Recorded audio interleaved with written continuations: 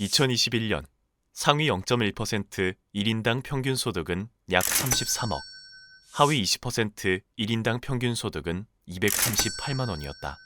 상위 0.1%와 하위 20%의 소득 차이가 1,400배에 달한 셈이다. 젊은 세대에게도 부의 양극화는 극명하게 드러나고 있다. MZ세대 직장인의 상위 24%가 5억 원 이상 자산을 보유한 반면 하위 23%는 2천만 원 미만의 자산을 보유하고 있다고 답했다. 부의 격차와 대물림으로 인한 시민들의 좌절감이 깊어지며 사회적 결속력이 붕괴되었고 민주주의에 대한 불만은 최악의 상황에 이르렀다. 정의란 무엇인가의 저자 마이클 샌델은 과거와는 다른 새로운 자본주의가 불평등을 증폭시키며 민주주의를 훼손하고 있다고 말한다. 그가 말하는 새로운 자본주의는 무엇이며 우리의 민주주의는 어떻게 훼손되었을까? 민주주의를 훼손시킨 근본적인 원인 중 하나로 기업의 금융화를 꼽을 수 있다. 금융화는 기업이 상품을 생산해 돈을 버는 것이 아니라 금융으로 부를 획득하는 것을 말한다. 2차 세계대전 이후 수십 년 동안 기업들은 물건을 생산하고 이윤을 붙여 판매했다. 그렇게 발생한 이익을 공장 신설, 직원 확충, 새로운 연구 개발에 투자했다. 그 과정에서 일자리가 창출됐으며 기업과 노동자가 경제 성장의 열매를 골고루 나눠 가질 수 있었다. 그러나 1980년대부터 기업들이 금융화되기 시작했다. 연구개발이나 직원 확충으로 장기적 투자를 하는 대신 주식 매입이라는 단기 투자로 자본을 불린 것이다.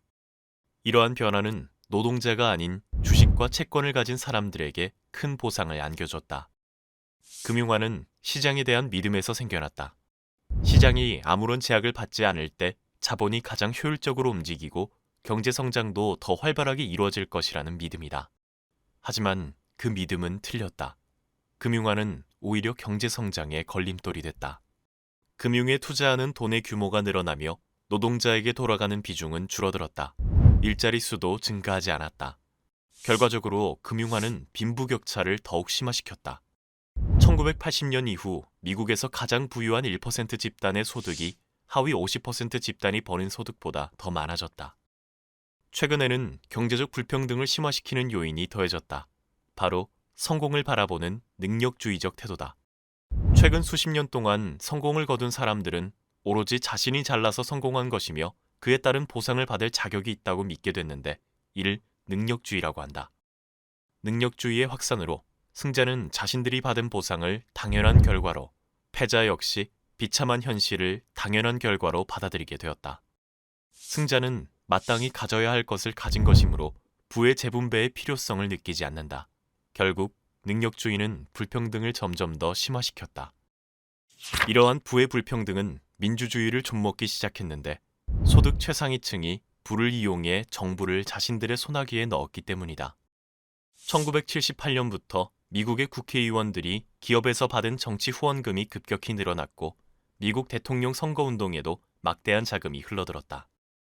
2012년에 연방 차원에서 이뤄진 모든 선거에 사용된 돈의 40% 이상을 상위 0.1% 최상위층 부자들이 지불했다.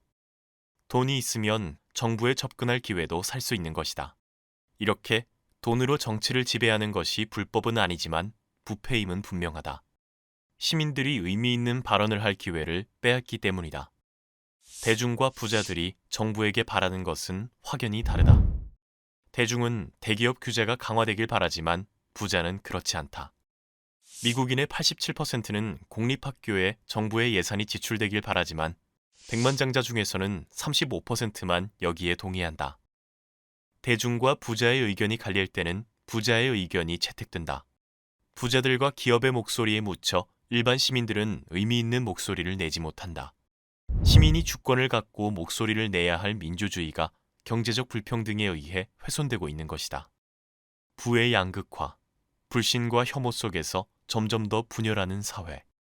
이쯤에서 우리는 근원적인 질문을 던질 수 있다. 민주주의는 정말 선한 것인가? 자본주의와 자유주의의 불편한 공존. 당신이 모르는 민주주의. 이 콘텐츠가 도움이 되었다면 구독과 좋아요를 눌러주세요.